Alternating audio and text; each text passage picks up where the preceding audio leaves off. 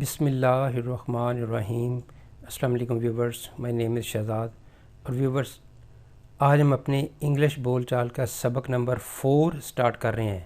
Viewers, یہ والی جو سیریز ہے بالخصوص 8 سے 12 سال کے اسٹوڈنٹس کے لیے، 8 سے 12 سال کے بچوں کے لیے ہے، اور بالعموم جو ہے وہ ان بچوں کے والدین کے لیے، کیونکہ کچھ بچے جو ہیں وہ ان چیزوں کو نہیں سمجھیں گے، تو والدین جب مل کے ان بچوں کے ساتھ جو ہے وہ پریکٹس کریں گے تو وہ چیز بچوں کے لیے بہت آسان ہو جائے گی۔ تو پھر والدین سے ریکویسٹ ہے کہ یہ ویڈیو بچوں کے ساتھ مل کے دیکھیں اور بچوں کو ایک ایک چیز کے ساتھ جو ہے وہ پریکٹس کریں اور بتائیں کہ جی یہ چیز کس لیے ہے، یہ چیز کس لیے ہو رہی ہے۔ مثلا اس کا جو ہے وہ 16 یعنی جو پہلے 15 سینٹینسز بولے جا چکے ہیں۔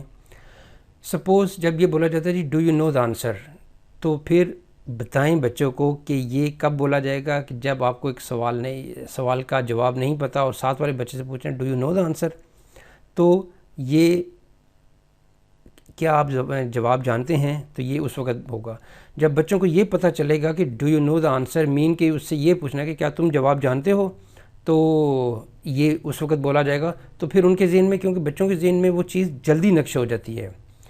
اس طرح 17 جو سینٹینس ہے وہ یہ ہے جی اباؤٹ وٹ کس بارے میں۔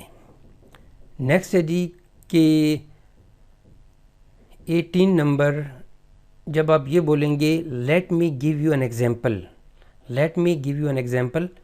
تو اس کا مطلب ہوگا کہ میں آپ کو ایک ایگزامپل دیتا ہوں۔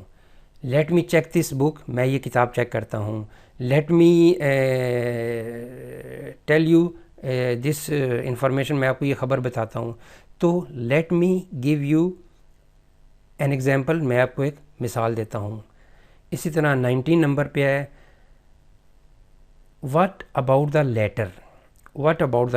یہ اس وقت آپ نے فکرہ بولنا ہے جب کسی سے آپ نے کہا کہ جی خط کا کیا بنا، خط کا کیا ہوا، واٹ اباؤٹ دا لیٹر، یعنی کسی چیز کا کیا ہوا، what about the letter. 20 number پہ ہے what are you doing here, تم یہاں کیا کر رہے ہو۔ تو ویورز، یہ جو چھوٹے چھوٹے سینٹینس ہیں، یہ جب آپ بچوں کو ایونٹ کے لحاظ سے بتائیں گے، جس طرح پہلا تھا do you know the answer, کہ یہ کب بولنا ہے کہ جب جواب نہیں پتہ۔ اباؤٹ وٹ کس بارے میں۔ Let me give you an example, میں آپ کو ایک ایگزامپل دیتا ہوں۔ واٹ اباؤٹ دا لیٹر، خط کا کیا ہوا، خط کا کیا بنا۔ What about the what are you doing here, تم یہاں کیا کر رہے ہو۔